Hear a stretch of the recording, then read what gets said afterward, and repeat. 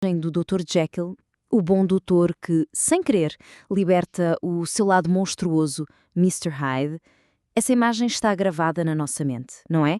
É uma história que todos nós achamos que conhecemos de cor. A gente conhece bem essa cena, certo? A transformação agonizante, o cientista virtuoso que se torna uma besta selvagem. É a clássica batalha entre o bem e o mal, travada dentro de uma pessoa só.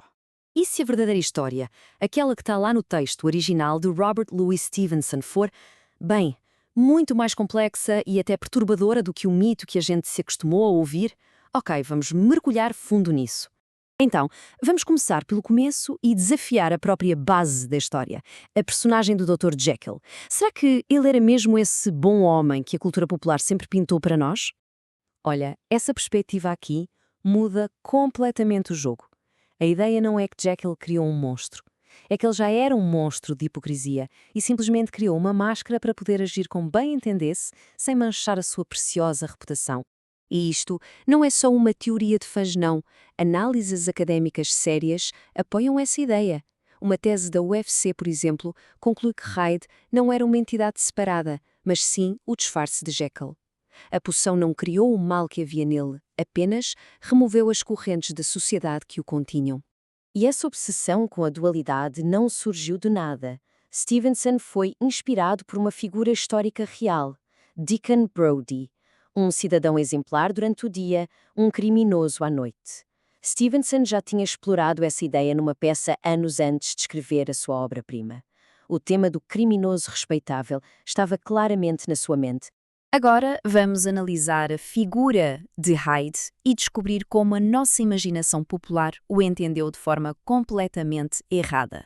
O contraste é chocante, sério. O cinema deu-nos um Hyde gigante e grotesco, mas no livro ele é descrito como sendo mais pequeno, mais novo, até mesmo anão. Ele não é uma besta super-humana. Ele é, de certa forma, uma versão diminuída de Jekyll, destilada apenas nos seus piores aspectos. Esta é a grande questão, não é? Se ele não era uma aberração física, o que causava aquela reação visceral de repulsa em todas as personagens que o encontravam? A resposta está numa teoria científica da época. Chama-se atavismo. A teoria, popularizada por César Lombroso, sugeria que os criminosos eram literalmente retrocessos evolutivos. Eles não eram apenas maus, eram menos humanos, mais próximos dos nossos antepassados selvagens. Hyde era assustador porque representava este regresso. E isto ilustra o ponto de forma brilhante. Ninguém conseguia dizer o que estava errado com a aparência de Hyde. Ele parecia troglodita, mas sem uma deformidade concreta. A sua aparência provocava um desconforto profundo, uma sensação de que algo fundamentalmente humano estava ausente. Ele era o vale da estranheza vitoriano. Mas esta dualidade não se limitava apenas a Jekyll.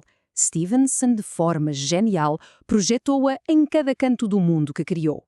A própria cidade de Londres é uma personagem dupla. Há a Londres respeitável e a Londres sórdida.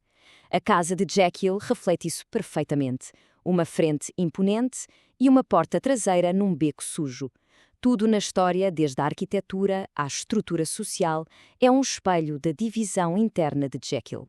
E agora chegamos à reviravolta mais profunda e talvez a mais assustadora na interpretação desta história. E aqui está o ponto crucial. A verdadeira história não é sobre a degeneração de Jekyll, é sobre a educação de Hyde. Ele não permanece um selvagem. Ele aprende, ele evolui, mas de uma forma muito mais sinistra do que poderíamos imaginar. Reparem na sua progressão. Primeiro, ele aprende o poder da reputação e do dinheiro para evitar escândalos. Depois, desenvolve um gosto refinado por arte e luxo, tal como um cavalheiro.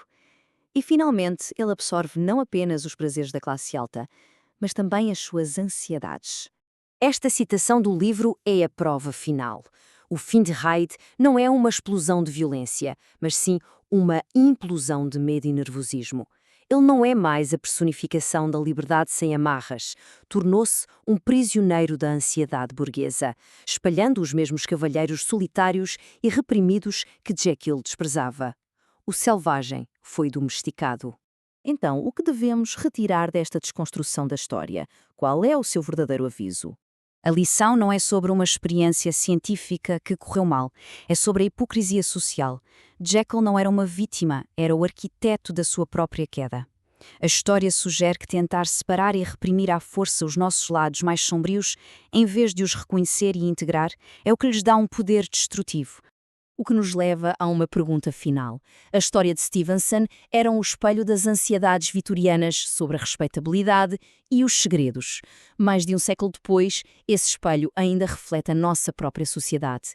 Então, a verdadeira questão não é quem era Hyde, mas sim que Hydes escondemos nós hoje por trás das nossas próprias fachadas?